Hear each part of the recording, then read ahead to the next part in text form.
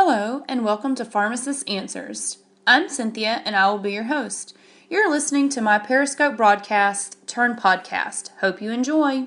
Good morning, y'all. I've gotten a question about 5 days in a row with all of the summertime activities and the swimming and stuff that people are doing. I've had a lot of questions regarding earwax. So let's talk about earwax this morning. Sounds kind of exciting, right? Earwax is created by your ear to keep crud out of that very sensitive place by your eardrum. Just like your skin produces oil to help trap things up so it doesn't irritate the skin or get into the skin deeper. Your nose creates snot to help trap up allergens that you may breathe in. To keep them from getting deeper into your body and causing more problems. So your ears create this wax, this gooey wax. So as all of the stuff that you encounter in your environment does not get into that sensitive place, that's the job of earwax. It's to help protect your eardrum, kind of like if you set like a slime booby trap to keep things from getting in further. So allergies kind of causes that protection process to go into hyperdrive, trying to keep everything out of your body because it's so irritating. And your ears can do the same thing, especially if you swim in lake water. Your ears kind of go into overdrive of producing wax to make sure stuff doesn't get into that tender place, being your eardrum deep down in your ear.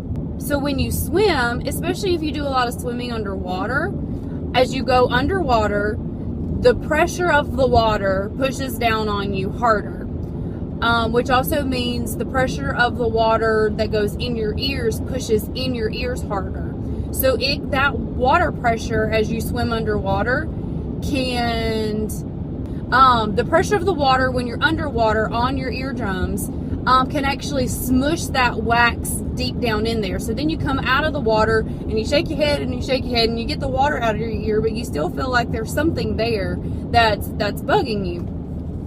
And most of the time, some of the time it's water, and you can use a little bit of alcohol because alcohol evaporates really fast. When you get alcohol on your hand and you know how it feels kind of cold just in the air, that's because of the rapid evaporation that happens to alcohol in just regular air. So if you pour alcohol in your ear to mix with that little bit of water, then it causes that water to evaporate faster too, so you can get the water out of your ear. So there's a water in your ear, whether from showers or swimming, tip to get water out of your ear. But if you do that and there's still that irritation or that fuzzy, buckety sound, like your ear just isn't hearing like it should, or one side hears open and the other side sounds like it hears closed, earwax could be the culprit. So there is a product over the counter called Debrox. It has a generic. It's a type of peroxide. It's not as reactive as hydrogen peroxide, where you pour hydrogen peroxide on something and it just fizzes to high heavens. But hydrogen peroxide, when it's used too much, can actually be destructive to your skin cells. So you don't want to pour peroxide in your ear. But this other type of peroxide, the carbonic peroxide that's in Debrox, actually helps soften and dissolve earwax. So if you have a slight earwax problem, you can just use the drops and it dissolves the earwax, and then you don't have the wax build up where it feels like wax may be creeping out of your ears. If you have a buildup problem, Debrox. So you can use that.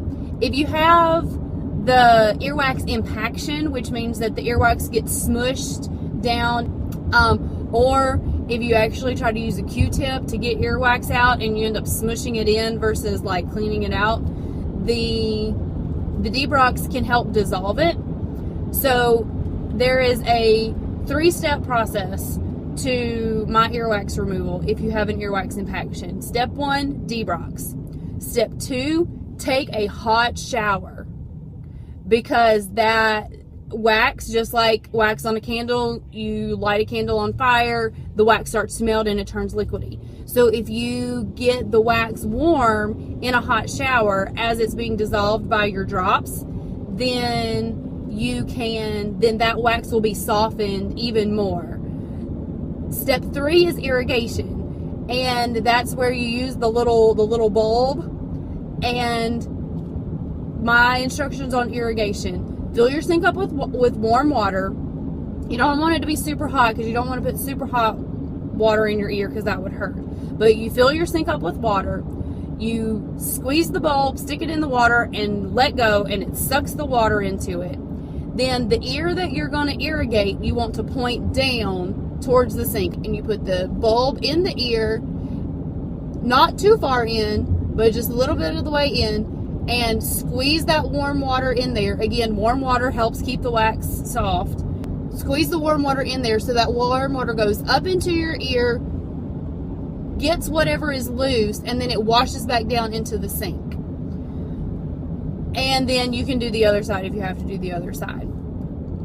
That is my instructions for getting rid of an earwax impaction. Here in North Georgia, I live close to a lake, and so there's a lot of people that are doing lake swimming. So I've had a lot of people come to me with questions about, how do I get all of this out of my ear? Now, a 4th step is optional. If you happen to be someone that's very sensitive about getting water in your ears, you can use the alcohol trick that I told you earlier about water in your ears to get any of that extra water droplets out of your ear after you irrigate. So that's the 4th step. That's optional. Only if you're sensitive to having that water in your ear, or you have ear canals that may be more likely to hang on to that water and not let it drain out naturally. Ear candles. Ear candles I hate. I think they're dangerous. First of all, you're putting fire really close to you, and that can burn you. If you're trying to use ear candles on a kid, it's harder for you to tell like how close you're getting to them until they scream and say, "Ow, that hurt." Hair can catch on fire. Have you ever smelled burning hair? It is nasty, nasty. Do not use ear candles. There's too many bad things that can happen. I have all kinds of people asking for them, but I don't recommend anybody using them. There's just too many things that can go wrong, and the method that I gave you with using the Debrox or the hot shower and the irrigation is much more trusted to actually get all of the wax out and not just the little bit that the flame can reach. No ear candles. Thanks for listening. Be sure to subscribe to the show on iTunes so you don't miss an episode. You can find the show notes at pharmacistanswershere.wordpress.com. If you want to join the conversation live, follow me on Periscope at Cyn Hendrix, CYNHENDRIX. You can also share your questions and comments with me on Twitter at Cyn Hendrix, or email the podcast at pharmacistanswershere@gmail.com.